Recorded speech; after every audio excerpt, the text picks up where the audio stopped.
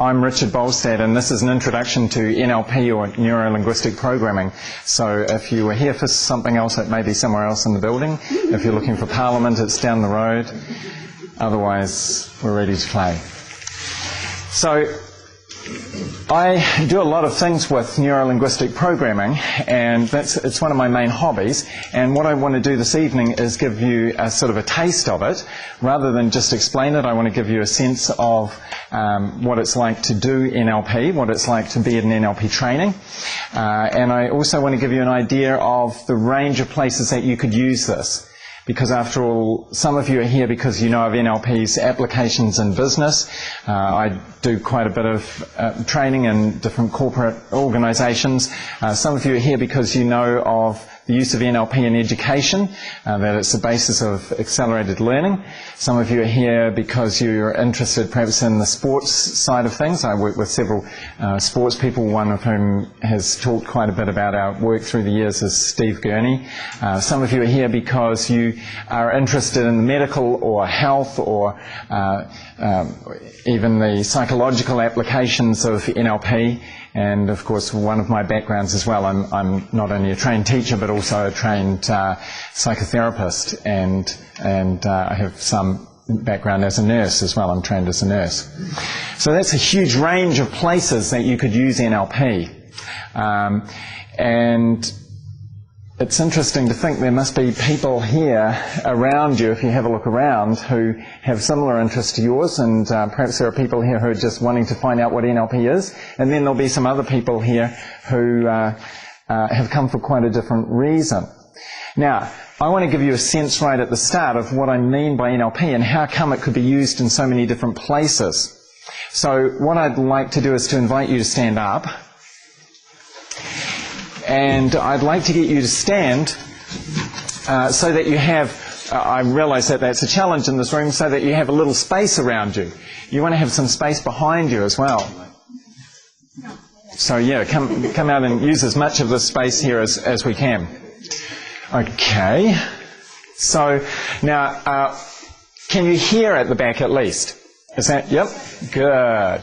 Now, what I'm going to invite you to do in a moment is an activity that involves keeping your feet in the same place through the activity. Yep, and just on the end of your legs there.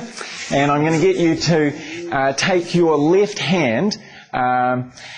This is my right hand, I do know what I'm doing, but I'm going to get you to take your left hand in a moment, and I'm going to get you to turn around with it. Now, I mentioned already that I have some training as a nurse. I'm not planning to use my nursing training here this evening. I'm more going to do the teaching stuff. So what I would like for you to do is be careful, please, when you turn around, because there are other people around you, first of all, and also be careful because at a certain point it will get tight, and I'm aiming for you just to find out where that is. So just take care of it and lift up your hand in front of you, and watching where there are other people. If you need to go above, or you can't really go below their head, but if you turn around, your aim is to find out where does your hand get tight. So just go right ahead and turn around and see where is it, that place where it gets tight, and see what you're pointing at or who you're pointing at when it gets tight. Okay, you got that idea?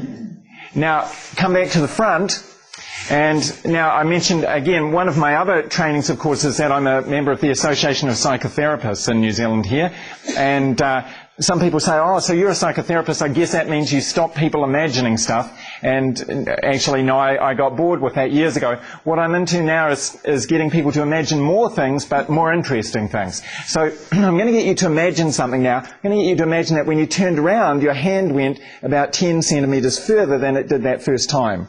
You imagine that? That's fairly easy. You'd be pointing maybe across at another person's head or whatever it is. And if you can imagine 10 centimetres, of course you can imagine 30 centimetres, which for people in my generation is about a foot. And so imagine that you went 30 centimetres further. And imagine that your body just flowed around 30 centimetres further. It was easy to go 30 centimetres further.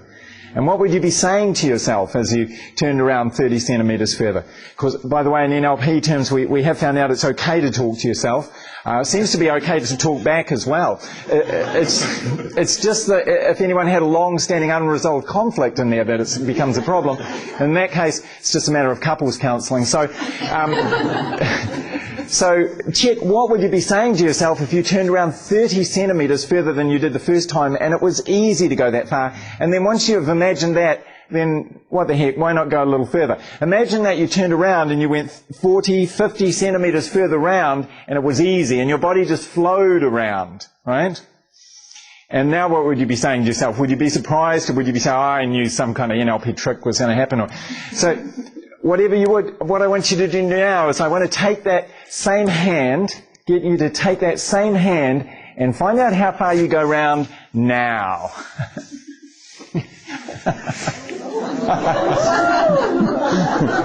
Now that's kind of fun, isn't it? So, first of all, how many people went further? Good, I'm just checking your brain is working. Now, see, the interesting thing is, what did we do that got you to go further? Because what's interesting is not just that you went further, it's that it was easy to go past that place where it got tight. You know, when I'm working with someone, a sports person like Steve Gurney, of course I can't afford to show them how to achieve more and make it harder. They're already pushing their body as much as they can. What I'm interested in finding out is how to achieve more, but how to achieve it easier by knowing how to run your brain. See, when I got you to turn around, I got you to make a picture of what you'd see, you know, to imagine it. Some people say, well, I don't make pictures in my head, and you know, I'm always impressed how they found their way home last night, because, you know, usually they don't have the address written down. They just kind of look at the houses and they recognize their one when they get to it, you know. And that kind of making pictures is all I mean. Not making pictures as real life.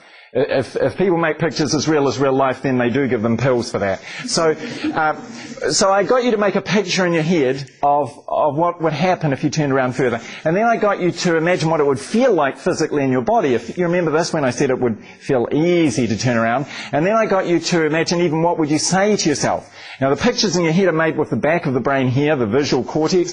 The feeling in your body is up here in the kinesthetic cortex, and on the sides here is the auditory piece where you talk to yourself and where you listen to sounds. So I had a whole set of areas of your brain activated at the same time, imagining what it would be like to go further.